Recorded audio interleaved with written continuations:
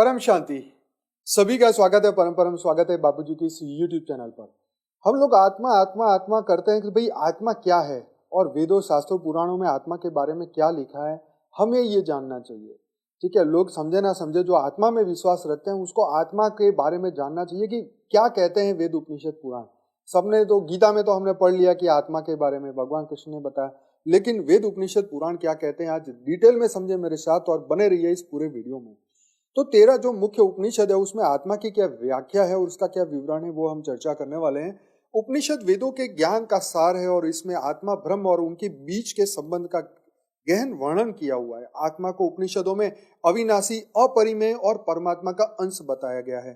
तो आइए पहले जानते हैं ईशावास्य उपनिषद के अंदर तो आत्मा सर्वव्यापी है और प्रत्येक प्राणी में निवास करता है। आत्मा को अविनाशी और स्वतंत्र बताया गया है।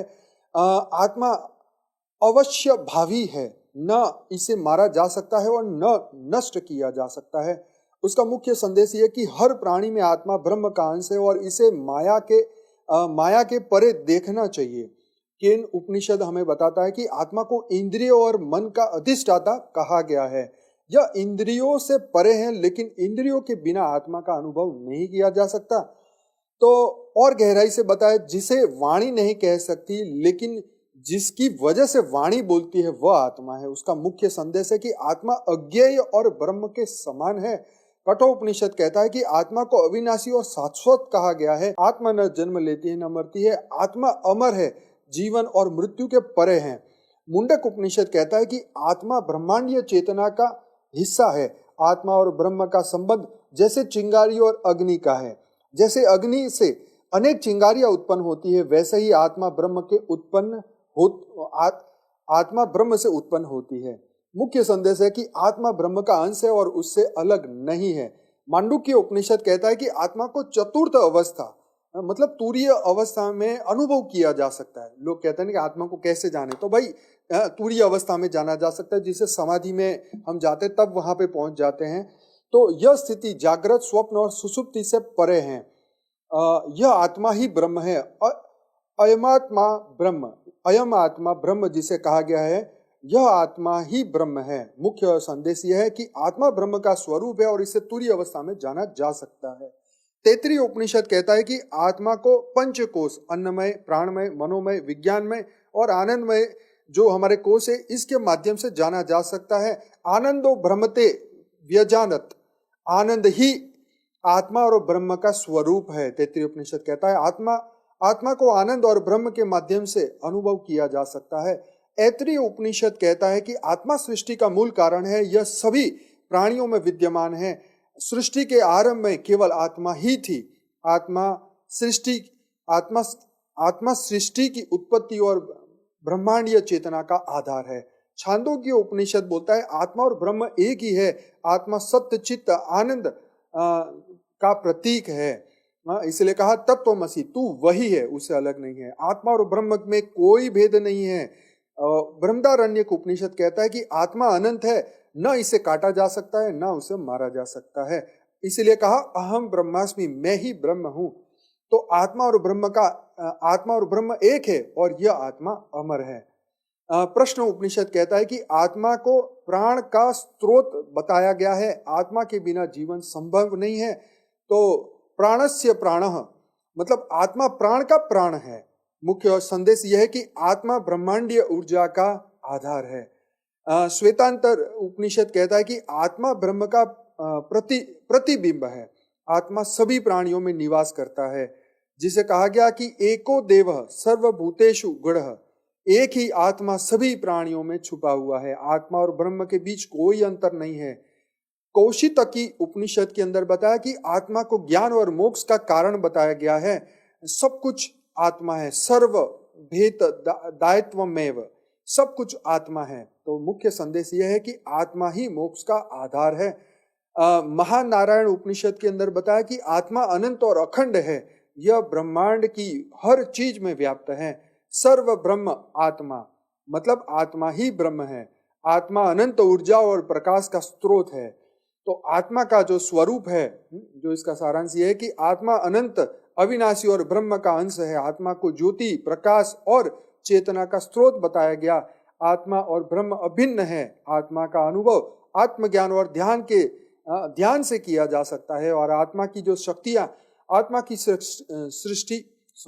आत्मा की जो शक्तियां हैं, आत्मा सृष्टि का आधार है। आत्मा में अनंत ऊर्जा, ज्ञान और आनंद है। आत्मा अमर है और यह ब्रह्म का अंश है। इसकी शक्ति अनंत है। इसे समझने के लिए आत्मा और ब्रह्म के एकता को पहचानना आवश्यक है। तो देखो यहाँ पर इतनी बढ़िया बातें यहाँ समझाई गई, वेद उपनिषद पुराणों की हमने सब बातें समझी कि भाई आत्मा की जो शक्ति अनंत है, जो बापूजी बोलते हैं ना कि आत्मा के अंदर अनंत सूर्यों की शक्ति है। तो आप सोचिए, जब आत्मा ही शिव है, शिवो हम सर्वो हम अहम, जो आत्मा अहम ब्रह्मास्मि, हमारी आत्मा ही ब्रह्म है। तो आप सोच के देखिए कि उस ब्रह्म के अंदर कितनी शक्ति है। पूरा ब्रह्मांड को सर्जन करने की शक्ति है। तो जितना भी ब्रह्मांड, मतलब पूरा सोलर सिस्टम, एक आत्मा जो शिव है उनसे वो बने हुए हैं।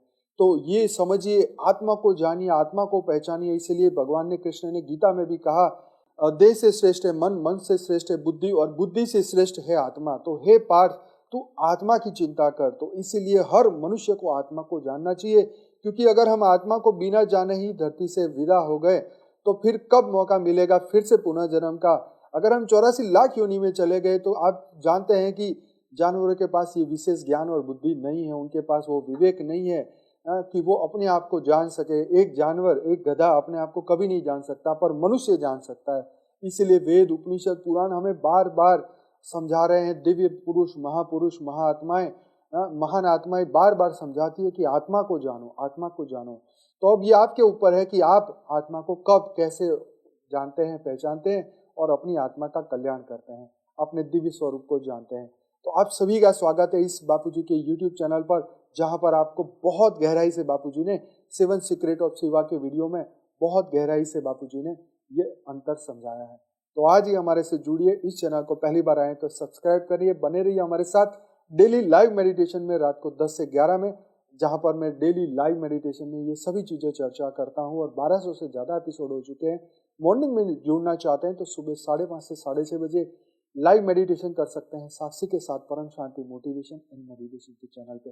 अगर वीडियो अच्छा लगा है तो जरूर से लाइक करें, सब्सक्राइब करें और शेयर करें। आप सभी का बहुत बहुत धन्यवाद, दिल से धन्यवाद। बेहद की परम महाशांति। परम शांति सोचो, बोलो परम शांति। Join us daily for our morning live meditation, Monday to Saturday, 5:30 to 6:30 a.m. Join us daily for live meditation, 10 p.m. to 11 p.m. on YouTube Live. Subscribe now. Website www.paramshanti.org. Email us anand@paramshanti.org. Like, share, subscribe. Join today. बेहद की परम शांति सो